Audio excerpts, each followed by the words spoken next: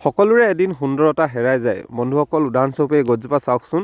গছজোপাৰ এতিয়া এখিলাও পাত নাই, সকলো সৰি শেষ। এতিয়া গছজোপা দেখিবলৈ একদম লঠঙা লাগিছে, একো পাত নাই, সুন্দৰতা একেবাৰে হেৰাই গৈছে। কিন্তু এই গছজোপা তথাপিও আমাৰ কাৰণে, আমাৰ পৰিৱেশৰ কাৰণে অতি প্ৰয়োজনীয়। আৰু কেইদিনমানৰ পিছত আকৌ গছ পাত লাগি, পাতসমূহ ফুলি, পাতসমূহ লাগি আকৌ সুন্দৰ হৈ পৰিব। অৰ্থাৎ গছজোপা পুনৰ আগৰ দৰে বা সুন্দৰ হৈ পৰিব, তেতিয়া কিন্তু সকলোকে আকৰ্ষণ কৰিব। ঠিক সেইদৰে এটা সময়ত মানুহৰ সুন্দৰতাও নাইকিয়া হৈ যাব। এতিয়া যদি সেই সুন্দৰতালৈ গৌৰৱ কৰিছে, সেই সুন্দৰতা কিছু খন্তেকীয়া, সেই সুন্দৰতা নাইকিয়া হৈ যাব। আৰু এবাৰ নাইকিয়া হোৱাৰ পিছত পুনৰ ঘূৰাই পোৱাটো টান। কিন্তু এই গছবোৰ এতিয়া বছৰ বছৰ ধৰি এটা সময়ত পাত নাইকিয়া হ'ব, আকৌ লাগিব, আকৌ সুন্দৰ থাকিব, আমাক অক্সিজেন প্ৰদান কৰাত সহায় কৰিব। কিন্তু মানুহৰ সুন্দৰতা এবাৰ যোৱাৰ পাছত কেতিয়াও ঘূৰাই নাপায়। সেয়েহে মানুহে নিজৰ সুন্দৰতাক লৈ কেতিয়াও অহংকাৰ কৰিব নালাগে।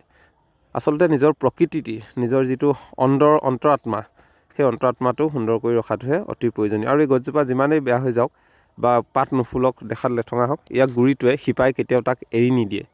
কিন্তু আমাৰ মানুহৰ কি দেখিবলৈ পোৱা যায়, যেতিয়াই সুন্দৰতা নাইকিয়া হয়, সেই মানুহৰ গুৰুত্বও নাইকিয়া হয়, এনেকুৱা হৈ যায়। কিন্তু সেয়েহে অধিক ধুনীয়া বুলি, নিজকে সকলোতকৈ বেছি সুন্দৰময় বুলি ভাবি অহংকাৰ বা গৰ্ব নকৰিব। মানুহক আচাৰ ব্যৱহাৰ বেয়াকৈ কৰিবলৈ চেষ্টা নকৰিব। এইবোৰে কিন্তু এটা এটা জীৱনত শিক্ষা দিয়ে, আৰু এই শিক্ষাবোৰ কিন্তু বৰ কঠোৰ। এই শিক্ষাবোৰ সহ্য কৰাটো যথেষ্ট কষ্ট। ইয়াত দেখিছে বৰ্তমান সময়ত এখিলাও পাত নাই, গছজোপা এতিয়া দেখিবলৈ একেবাৰে লঠঙা। ৰাতিপুৱাই পাতসমূহ যেতিয়া আছিলে, তেতিয়া শালিকীসমূহ পৰিছিলে, দেখিবলৈ ভাল লাগিছিলে। এতিয়া শালিকীসমূহ পৰা নাই। যেতিয়া আকৌ পাত লাগিব, তেতিয়া আকৌ সুন্দৰ হৈ উঠিব। কিন্তু মানুহৰ এবাৰ যদি সুন্দৰ চেহেৰা আঁতৰি যায়, সেই চেহেৰা আকৌ ঘূৰাই পোৱাটো টান। সেয়েহে এই ধুনীয়াক লৈ অহংকাৰ নকৰিবচোন। নিজৰ মনৰ পৰা ধুনীয়া হওক, সেইটোৱে আটাইতকৈ বেছি লাগতিয়াল সম্পদ। এইদৰে পুৱাৰ ভাগত এজোপা গছ দেখিলোঁ বন্ধুসকল, মনৰ পৰা অহা কিবা এটা উদাহৰণ দিবলৈ চেষ্টা কৰিলোঁ। যদি ইয়াত ভুল হৈছে, আপোনালোকে আপোনালোকৰ মতামত আগবঢ়াব বুলি আশা কৰিলোঁ।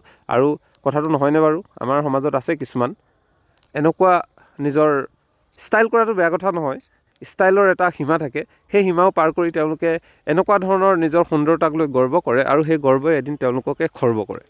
সেয়েহে এইবোৰ হোৱাতকৈ আৰু মানুহে নিজৰ যিখিনি কৰিব লাগে সেইখিনি বুজি পোৱাটো উচিত। এতিয়া গছজোপা পাত লঠঙা হৈ গৈছে যদিও, পাত নাই যদিও, গছজোপা লঠঙা যে শিপাডালে এৰি দিয়া নাই। কিন্তু আমাৰ কি হয়, আমাৰ মানুহৰ যদি কোনোবাখিনিত হেৰাই যায়, সকলো হেৰাই যায়, সৰ্বস্ব হেৰাই যায়, তথাপি সেই মানুহক সৰ্বস্ব হেৰাই যোৱাৰ লগে লগে বহুত মানুহে গুৰুত্ব নিদিয়া হৈ যায়। মানুহটোৰ ওচৰত আছে কি, এনেকুৱা ধৰণৰ মনোবৃত্তি হয়। কিন্তু এই গছৰ শিপাই কেতিয়াও নিজৰ গছডালক এৰি নিদিয়ে। আকৌ পুনৰ পাত গজিব, আকৌ সুন্দৰকৈ সুঠাম হৈ উঠিব। সেয়েহে মানুহৰ ক্ষেত্ৰতো যদি কোনোবা জীৱনৰ কোনো ক্ষেত্ৰত পিছ পৰি ৰৈছে, সেই মানুহটোক সহায় কৰা উচিত, আগবাঢ়ি যাবলৈ অনুপ্ৰেৰণা দিয়া উচিত। এয়াই বুলি ভাবোঁ বন্ধুসকল। ধন্যবাদ, সকলোকে শুভেচ্ছা জনাইছোঁ দিনটোৰ। ধন্যবাদ।